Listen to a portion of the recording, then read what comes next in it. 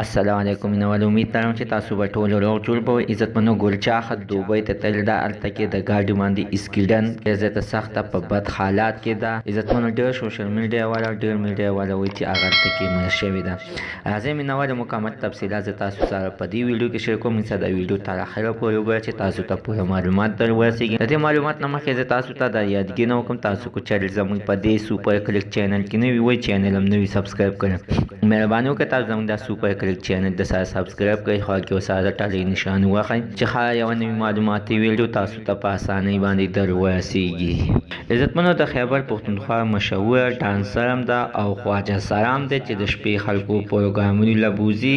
او دا وتل ډانسونه کوي عزتمنو چې نوم یې دی ګل چاخ چې عزتمنو نن سبا دغه شانتې په دوبۍ ته تللې ده چې نن درېیمه ده څلورمه ورځ ده دوبۍ ته د شوګانو لپاره تللې ده خو عزتمنو دا ویل کېږي چې دی هلته کې په ګاډي باندې اسکیډن په حادثه کې ده ډېر زیاته سخته په بد حالات کې ده په هسپتال کې ده عزتمنو ډېر میډیا د ډېر د رپورټونو په وینا باندې چې ګل چاحت هلته کې مړه شوې ده چې مینهواله موږ مکمل تفصیلات هر یو شی چې ما ټول کړ نو بیا مې وویل چې خپل مینهوال سره ټول حقیقت شیر کړم مینهواله دا کومه ویډیو چې په سوشل میډیا او په ټیک ټاکو کې چې چلیږي دغه ګل چاحت عزتمن دا د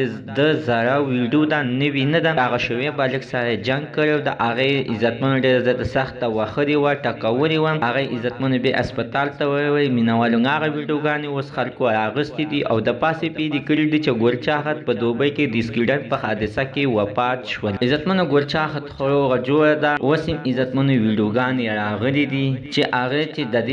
د دې هلڅه نه چې خبر شو نو مینهوالو ویډیو راغله او ټول حقیقت بیان کړو ویې ویل چې دا زما زړه ویډیو ده نوې نه ده ځکه چې زما به ډېر مینهوال وي ډېر سخت په باندې خفه کېږي ځینې کسان به داسې وي چې باندې خوشحالېږي به د کې دپاره راغلم هغه مینهوالو دپاره چې کوم مینهوال باندې خفه کېږي نو هغوی ته مې خوشخبري اوروله زه خو روغه جوړ یم په دوبۍ کې ناست یم شوګان کوم دراج دلې ما سره دي فاطمه ګل دلې ټول راسره موږ د عزتمنو ته نن ورځې معلومات د دې ځای پورې د نوي معلومات دپاره د سره زموږ د سوپر کلیک چینل د سره سبسکرایب کړئ خوا کې ورسره ټالې نشان ووهئ هر یو نوي معلوماتي ویډیو تاسو ته په اسانۍ باندې در ورسیږي